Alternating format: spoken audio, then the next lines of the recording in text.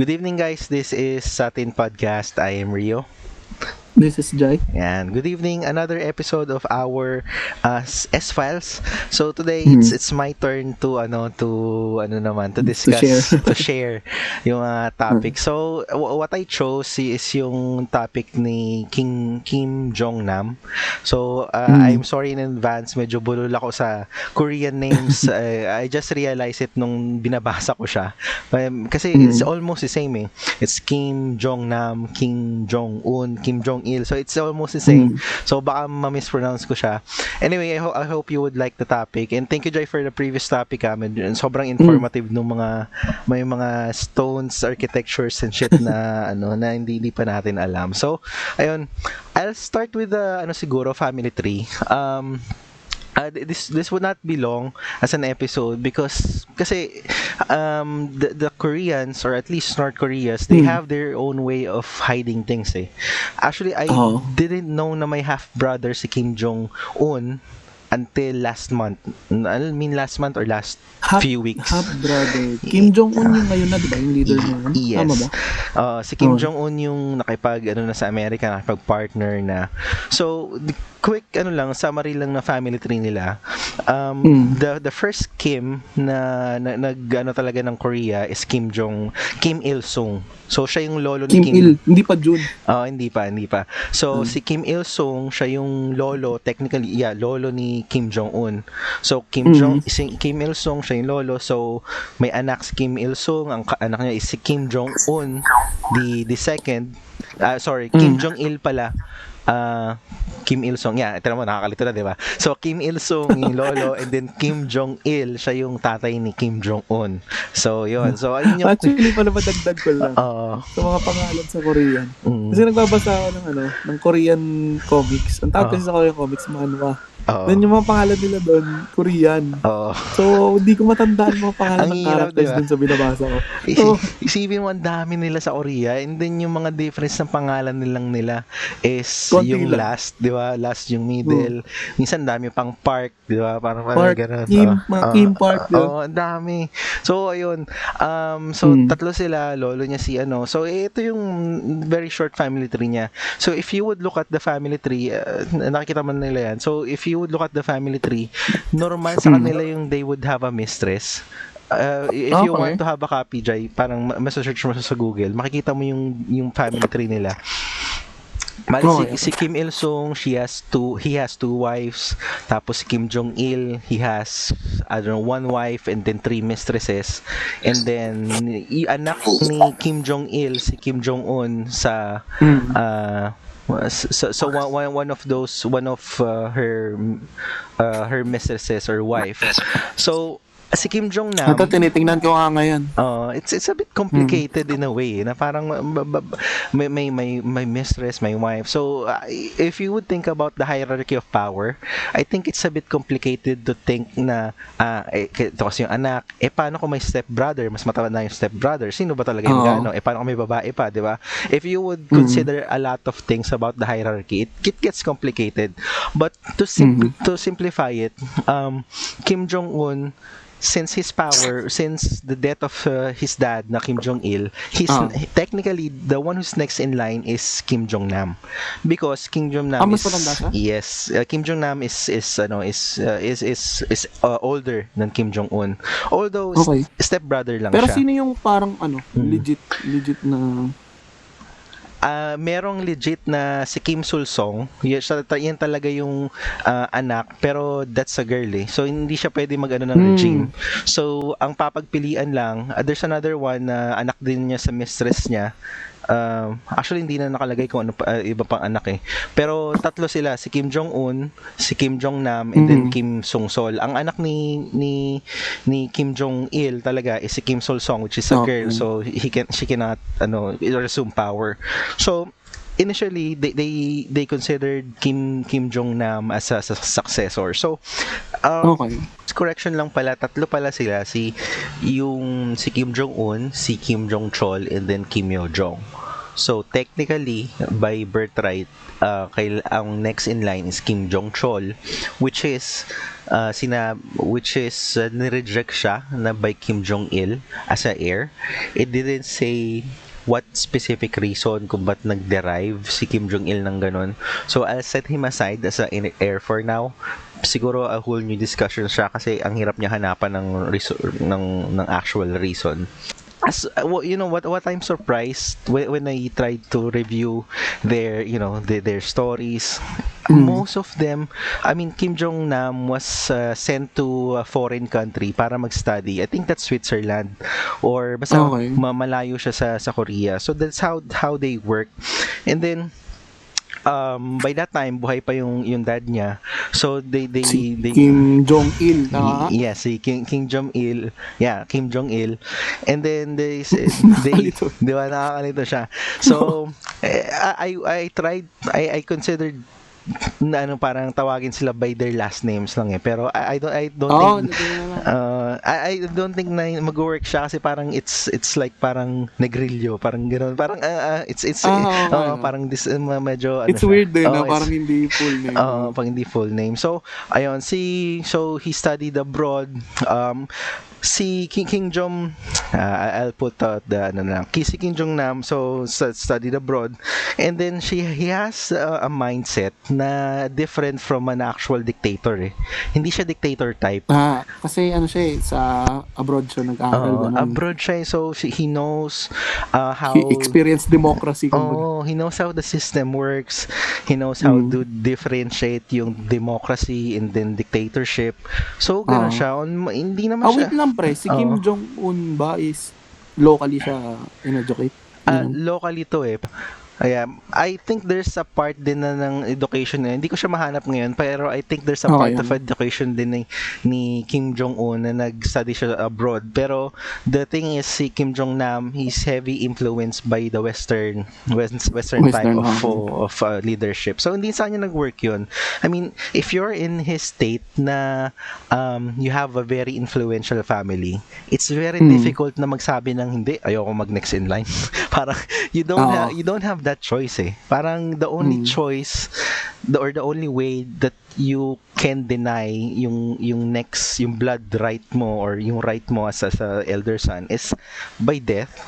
Technically ayun lang or wala naman siyang legal way na hoy I'll resign all my rights as a heir or ganon. So wala namang ganon technically Pero sa di ba kanila. may ganon? Kasi I think pwede mong tanggalin yung pagiging royalty mo, di ba? Kasi parang di ba yun yung yung kay Prince, yung sa prinsipe ngayon sa England. Oo.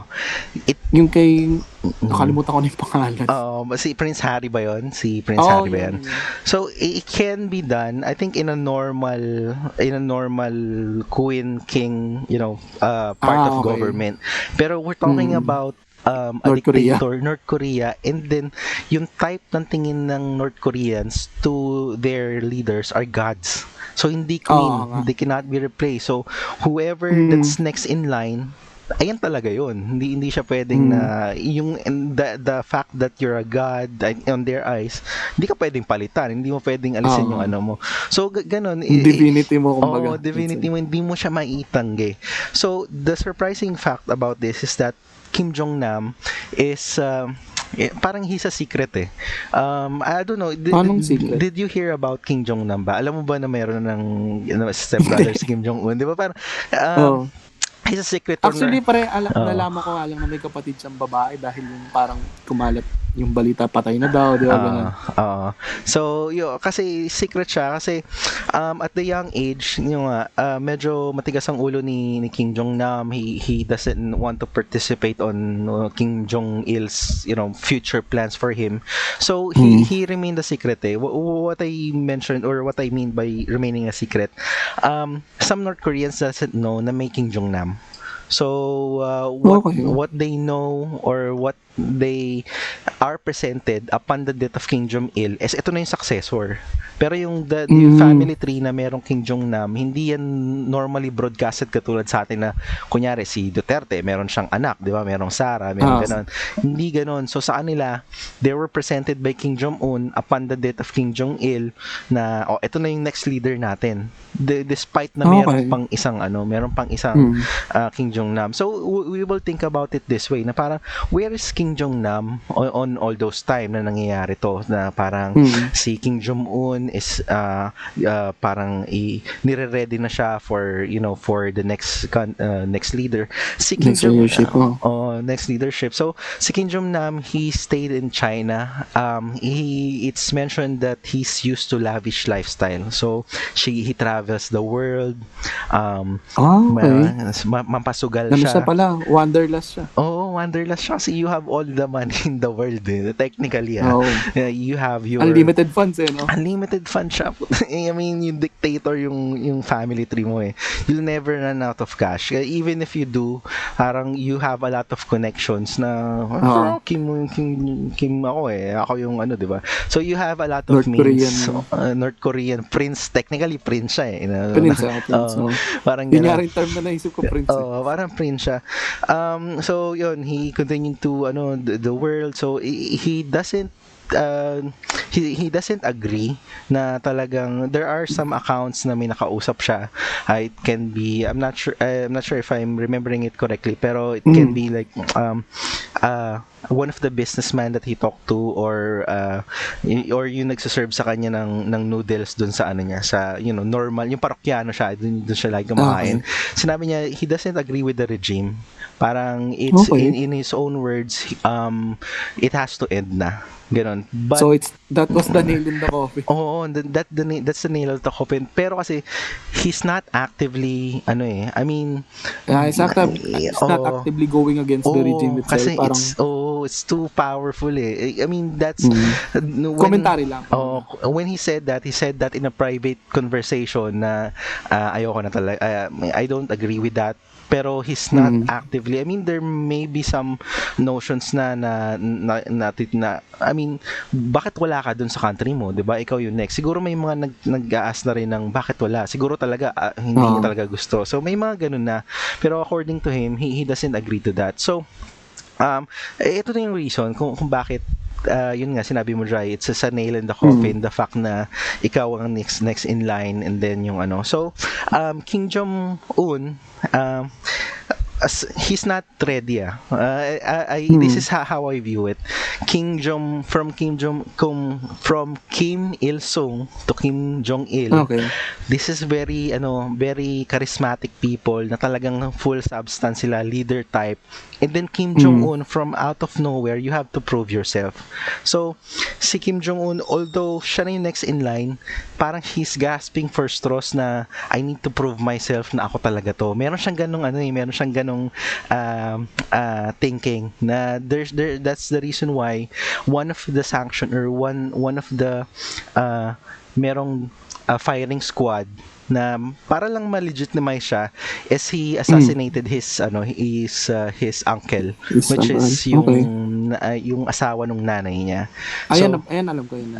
Yung tatay, yung parang he called him a traitor It didn't say kung ba't siya naging traitor. I'm not sure kung nabasa mo siya Jai kung bakit siya tinawag na traitor.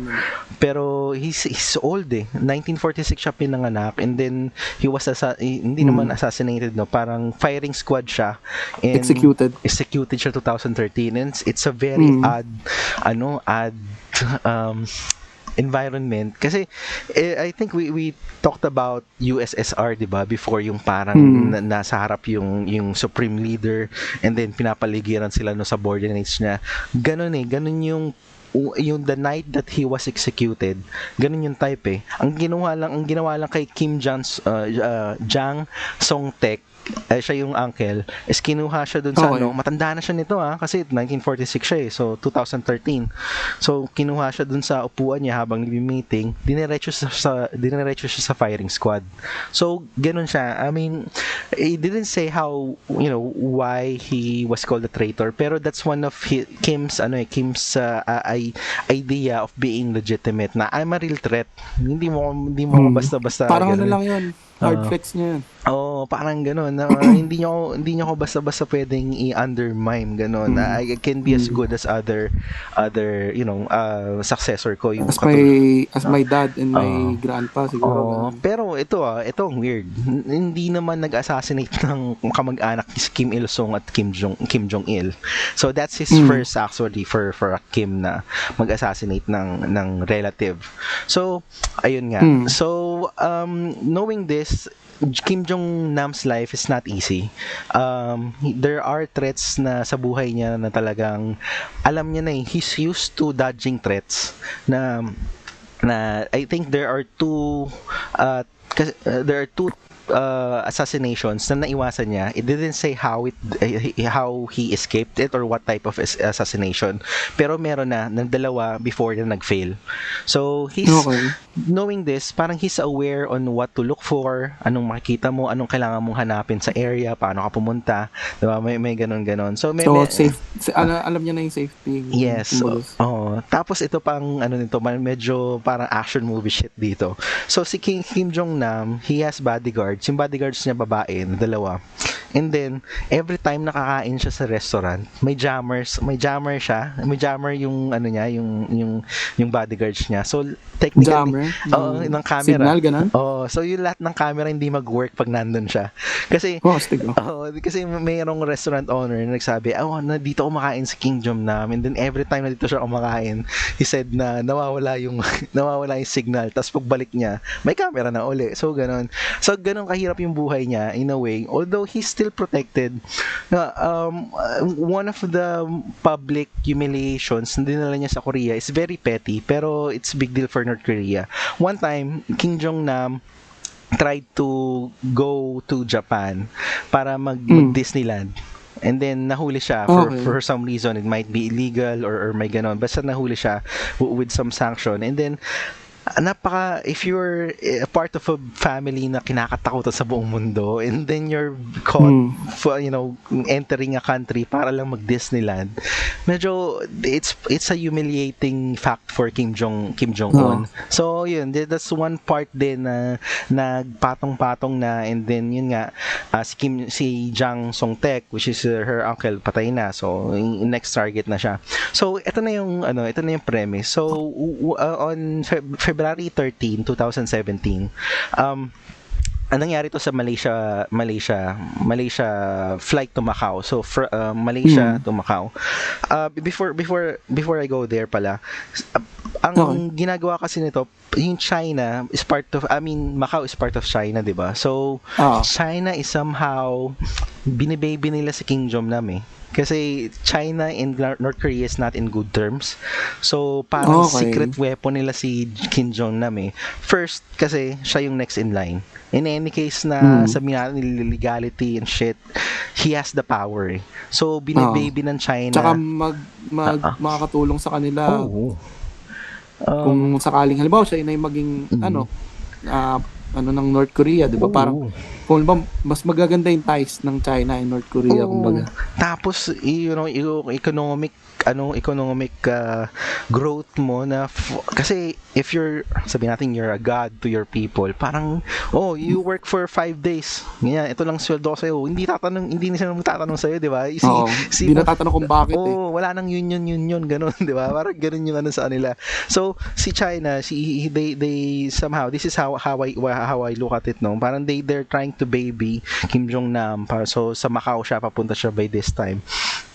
So, si Kim Jong-nam, as I mentioned before, sanay na siya tumingin ng mga bad, ito, medyo maling galawan to So, he knows how to dodge. Delegates to. Delegates to. Ngayon, I'll just quote na sabi natin North Korea because it's not proven that it's North Korea who did this. Pero Okay. sabi natin yung mastermind ng crime. What they did is yung accomplice nila is an innocent accomplice. So paano nila ginawa yon? Okay. So they recruited two girls. Yung isa is Siti Aisia. Siya yung ano siya. And then isa is si Dong Thi Hong. So Vietnamese Korean yung, yan? yung isa Vietnamese, tapos yung isa I'm not sure with the nationality also, pero none of them are Korean. So ayun. So, dalawang babae. Kim Jong-nam is trained to look at other people na lalaki kasi yun yung threat sa buhay nila. So, what they did, they recruited these two. Ang instructions nila, okay. So, we are filming a comedy show na or parang sketch sa YouTube, 'di ba? Normal 'yon, yung mga pranks, 'di ba? So, they instructed these two na okay, you have to look for this guy, and once you found him, you'll have to put this oil in his face. Parang ganun, ano nila sa mukha niya. Kailangan ano sa mata or sa bibig, ganun. So, Okay. brilliant plan. Bakit? Kasi they didn't know na papatay sila ng tao.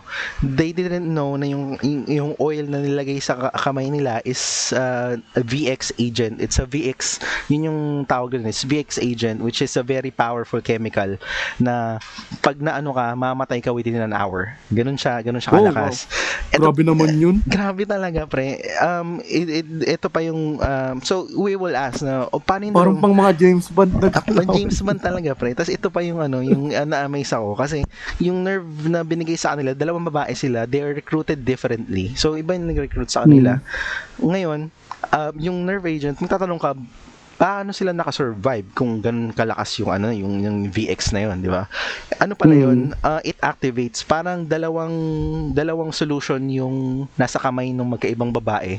So pag hindi pa siya activated pagkapunas sa kamay nila, ma-activate lang siya pagkapunas niya sa, di ba? Kasi sabay sila dapat napupunas sa mukha ni Kim Jong-nam eh. So pagkapunas sila sa mukha ni Kim Jong-nam, that's the time that this will activate. So hindi siya mag-work ng isa lang. Oo, kailangan dalawa. Pag isa lang Oo. grabe. Galing, May mga ganun palang bagay. Ang galing.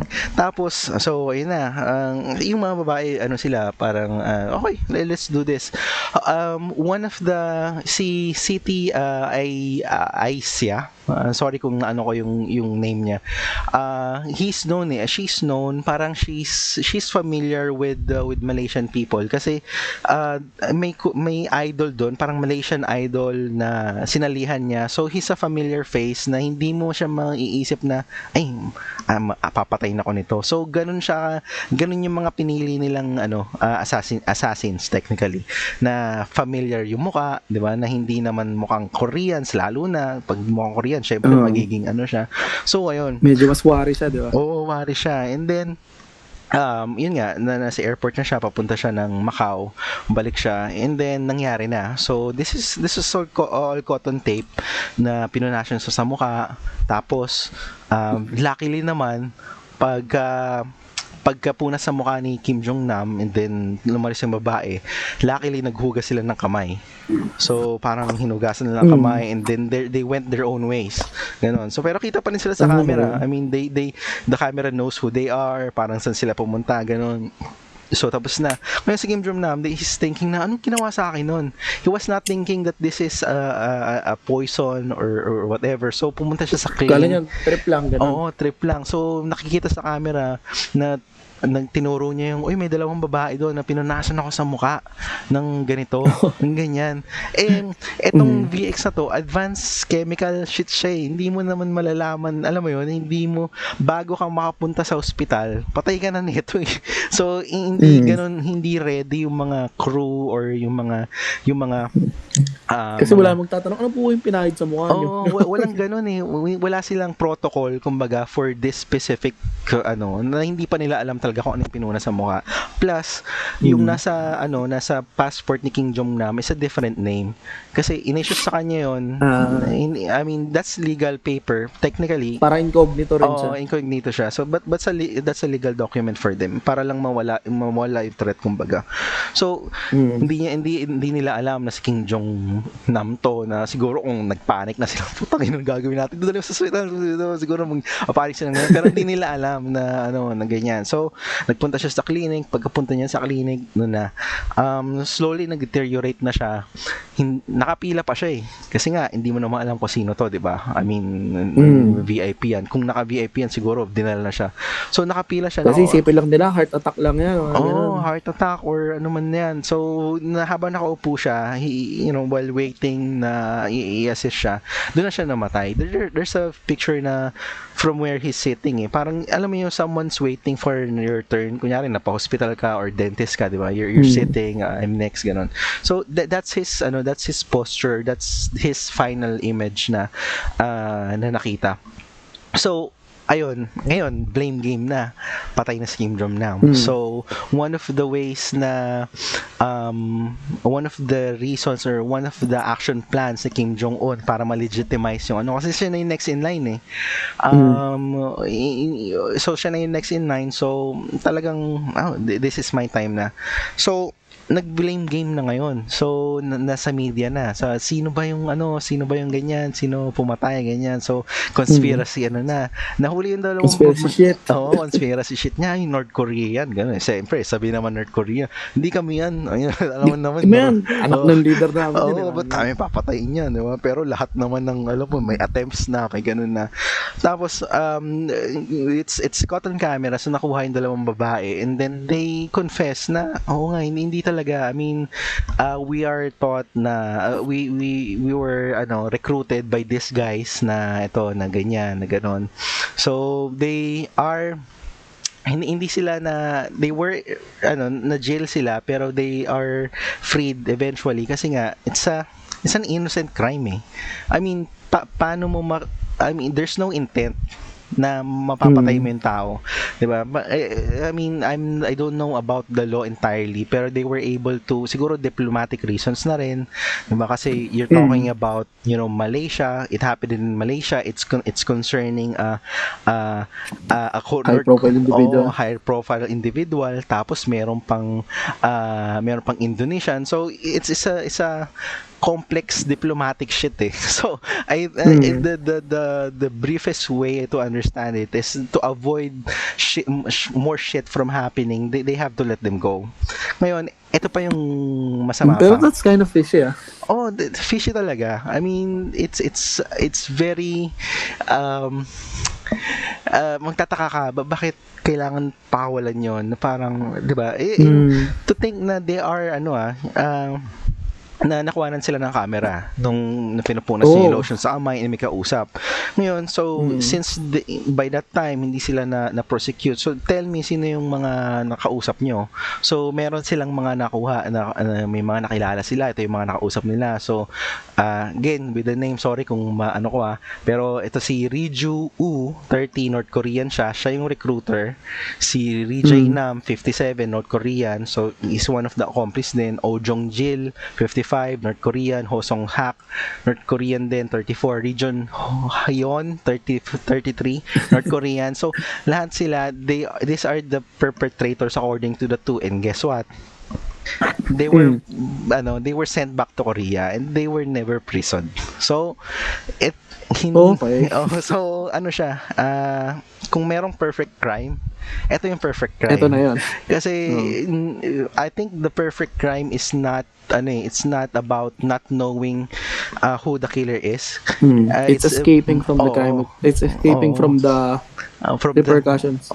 Parang immune ka I mean, lahat na nakatutok sa'yo na sino ba magbe-benefit lahat ng to, di ba? Parang it goes towards and maybe you. Because because the people didn't really look into it that much further. Kasi I'm not sure. Kasi parang Korea is a closed state, di ba? So parang kung may shit sa Korea, the people would react, but it's not like the UN would comment about it. Di ba? Hindi ganun tsaka discreet din kasi yung existence ni Kim Jong Nam. So again, there might be some Koreans na hindi naman talaga kilala si Kim Jong Nam. So it's a difficult life for Kim Jong Nam, and then actually there were time na nagsulat na si Kim Jong Nam na kay Kim Jong Il, ay sorry, Kim Jong Un, yun. Nagsulat na siya kay Kim Jong Un na he's trying to say, I read the letter before, pero nung tinry ko siya i-search, hindi ko na siya makita. Pero what it says is parang I'm living my own life now, parang you have to parang gusto niya na mag-move on, you know, I don't want to be part of your thing, ganyan, di ba? Pero it's difficult to be in that. Ngayon nga, hindi mo pwedeng alisin yung royalty sa designation mo, di ba? Hindi ka naman Tsaka, pwede he knows itago too much. forever. Oh, he knows too much. There are some videos na sabi nila nag-cooperate siya sa FBI or shit, ganon.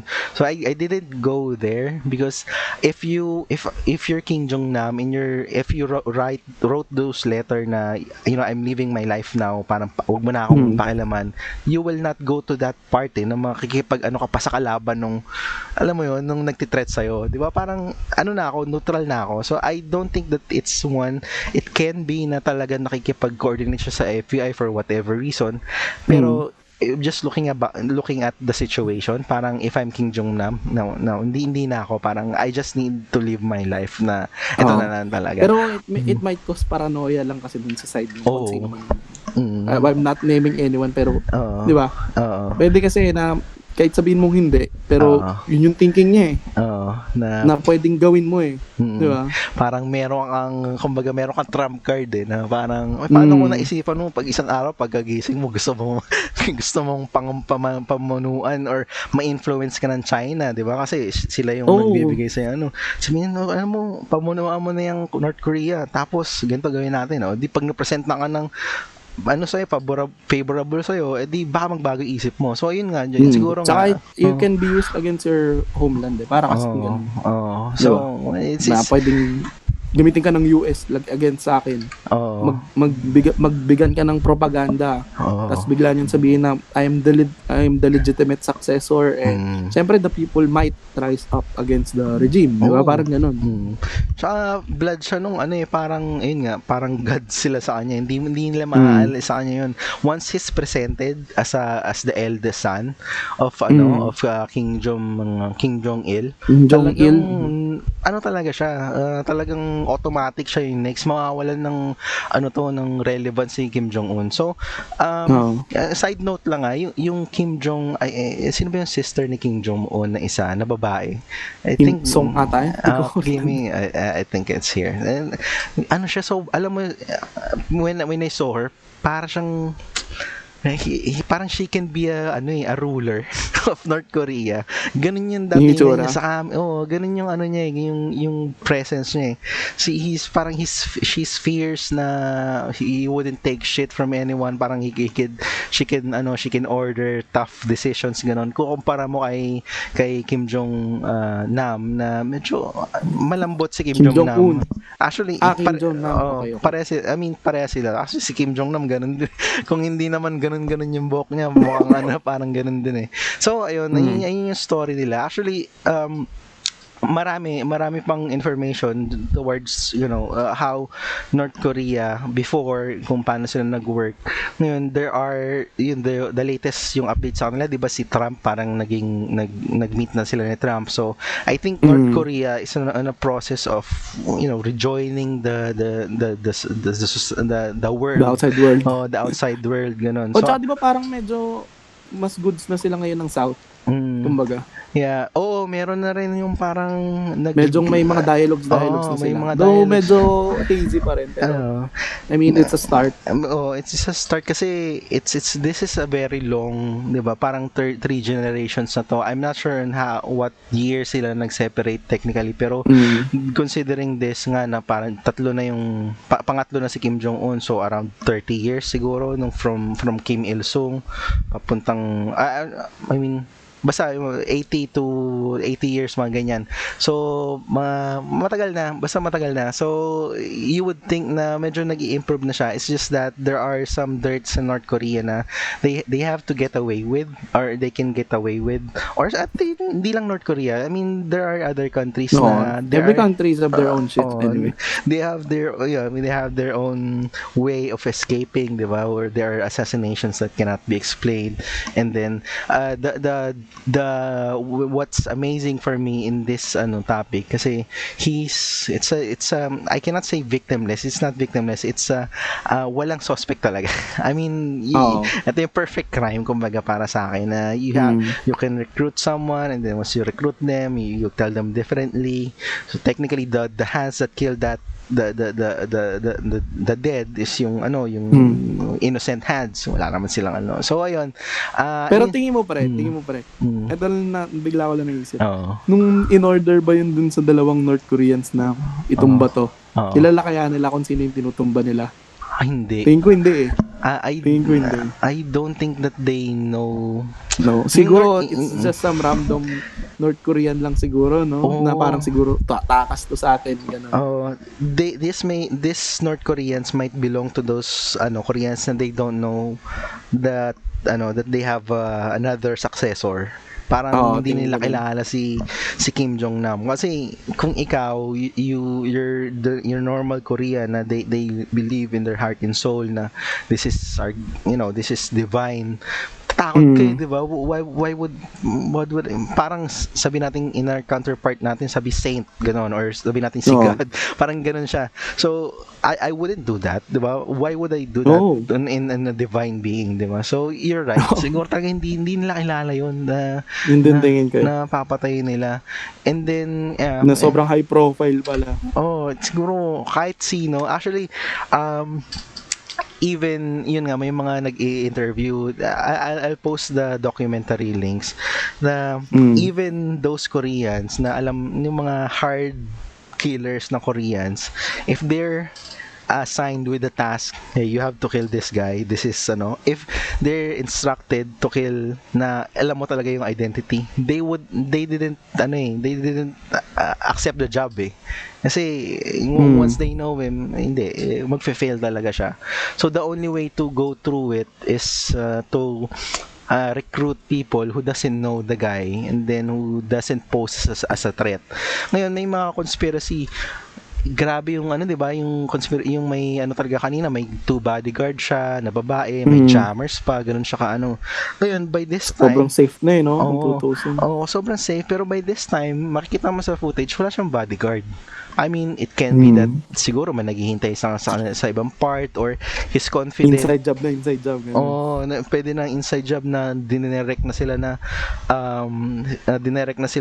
ng Korean government, na kung kunyari, kung military talaga ng Korean government yan, wag muna kayong ganun to, hindi natin alam. Pero it can be na hindi na talaga sila pinapunta, and then by that time wala siyang bodyguard, and then yun nga na sa kanya yung VX agent sa mukha niya, and then namatay siya, which is yun lang. Well, I'm just amazed na meron palang step brother si Kim Jong Un. Na parang considering the age of information, di ba? Parang you'll think na we'll know it play by play, kumbaga. I mean, siguro na miss natin siya kasi international news siya, pero we should have known sooner siguro, na parang if they are open na sa other countries, malalaman natin na ito yung next na baka so may mga declassified files din sila. Baka may mga declassified pa, hindi natin alam. So yung nerve agent, di mo alam inano pala si Trump, di ba? Grabe nga yun, punta doon ako nagulat, may mga ganun pala talaga. Grabe yung tsaka hindi lang yung VX nila. I mean, North Korea, it's this is my observations when they're trying to prosecute someone na talagang yun nga, yung uncle niya who's sabi nating traitor, the way they're persecuted is by firing squad, so baril, diba? Pero if you're a known defector, sabi nating if you're nag-escape ka sa North Korea, and then you're trying to talk bad about North Korea, and then you're getting traction. The way they kill or the way they assassinate you is by needles. Actually, madami. Meron Wow. pa ditong 2012 si An Hak-yong. She was sentenced 4 years imprisonment in South Korea for plotting assassinate unspoken Pyongyang activist siya. Poison needle. So it happened again 2011, South Korean pastor naman. Defector din siya ng North Korea, napunta sa China, poison needle din siya. And then another one. Actually, there are 3 more, pero they're sorry, they're There. killed the same way or assassinated the same way. Talagang poison needle. They don't kill you by gun. So talagang by talaga sila, by Malinis. malinis talaga sila kasi pag poison ang hirap i-track eh. So ayun. Yun na yung topic ko. I hope you like my topic na medyo It's actually interesting kasi nagulat ako dahil di ko kilala yun eh. tsaka ang hirap ng pangalan nila, 'di ba? Parang isisipin mo, nasanay tayo sa first name, 'di ba? Parang pero yun nga, it's amazing that this can still happen in so hopefully North Korea would develop as a new country, 'di ba? Na talaga nakikipag-cooperate na sa ibang bansa. I mean, yun nga, sabi mo Jai, all countries naman they have their own dirts naman, 'di ba? Even us, 'di ba? Meron naman tayong mga hindi talaga ma-explain. Pero hopefully sumama na sila sa UN at itigil na nila yung mga dictatorship na yun, no? Ayan. 2021 na. Magbago na. Whatever works for them, as long as they're not, threatening the freedom of other countries naman siguro. It's good. So ayan. Ayan, pre. Ako na ba mag-close?